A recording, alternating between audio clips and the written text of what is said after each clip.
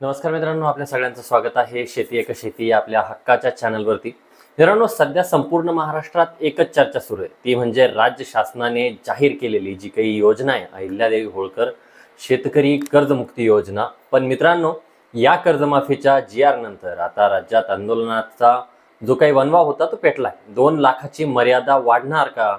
प्रोत्साहनपर अनुदानात वाढ होणार का? आणि सर्वात महत्त्वाचं म्हणजे या सगळ्यांवरती जे काही मुख्यमंत्र्यांनी पत्रकार परिषदेमध्ये नेमकं काय म्हटलं, शासनाची मानसिकता बदलणार की निर्णय ठामच राहणार, हेच आजच्या व्हिडिओमध्ये अगदी सोप्या भाषेत समजून घेणार आहोत. त्याकरता व्हिडिओला शेवटपर्यंत नक्की बघा, कारण एकही माहिती सुटली तर तुमचं नुकसान भलं मोठं त्या ठिकाणी होऊ शकणार आहे. तर मित्रांनो, विषय असा आहे की सरकारने कर्जमाफीची घोषणा तर केली, पण त्यात काही त्रुटी असल्याचं सांगत शेतकरी आणि आंदोलनक जे काय आहेत तर ते आक्रमक झाले. 2019च्या कर्जमाफीत पात्र ठरलेल्या शेतकऱ्यांना 2 लाख रुपयांपर्यंतची कर्जमाफी असो किंवा पूर्वी काही कारणांमुळे वगळलेले शेतकरी बांधव असो, या सर्वांना न्याय मिळावा म्हणून मोठमोठी आंदोलनं होत आहेत, झालीत आणि होऊनही गेली.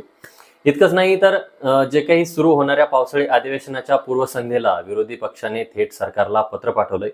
या पत्रात कर्जमाफीच्या निकषांमध्ये तातडीने बदल करावेत आणि शेतकऱ्यांना जास्तीत जास्त सवलती द्यावी अशी जोरदार मागणी त्या ठिकाणी करण्यात आलेली आहे. आणि याच पार्श्वभूमीवरती मुख्यमंत्र्यांनी आणि उपमुख्यमंत्र्यांनी एक महत्त्वाची बैठक दोघांची पार पडली.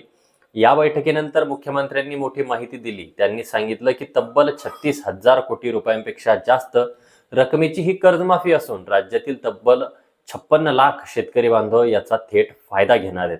याची सविस्तर माहिती चालू पावसाळी अधिवेशनात मांडली जाईल. पण जेव्हा पत्रकारांनी विचारलं की कर्जमाफीत बदल होणार का, तेव्हा मुख्यमंत्र्यांनी अप्रत्यक्षपणे सांगितलं की कर्जमाफी पूर्ण अभ्यास करूनच आणली आहे, त्यामुळे सध्या तरी निकष बदलण्याची गरज वाटत नाही. परंतु जर अंमलबजावणी करताना काही अडचणी आल्या किंवा मार्गदर्शक सूचनांमध्ये बदल करायचे असतील तर त्यासाठी मंत्रिमंडळ उपसमिती स्थापन करण्यात आलेली आहे, जी यावर लक्ष ठेवेल आणि हीच समिती लक्ष ठेवून कार्यभार त्या ठिकाणी पूर्ण करेल.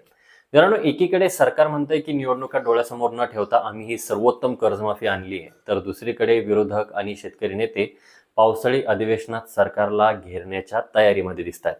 येत्या काळात जे काही वेगवेगळे शेतकरी नेते आहेत, मग ते रोहितदादा पवार असतील किंवा रविकांत तुपकर साहेब असतील, यांच्यासोबत होणाऱ्या बैठकीतून नेमके काय तोडगे त्या ठिकाणी निघतात याच्याकडे सर्वांचं लक्ष लागलेलं आहे. तुम्हाला काय वाटतं मित्रांनो, या कर्जमाफीच्या निकषांमध्ये बदल झाला पाहिजे का? 2 लाखांची मर्यादा वाढवली पाहिजे की नाही? तुमचं मत आम्हाला खाली कमेंट करून सांगा.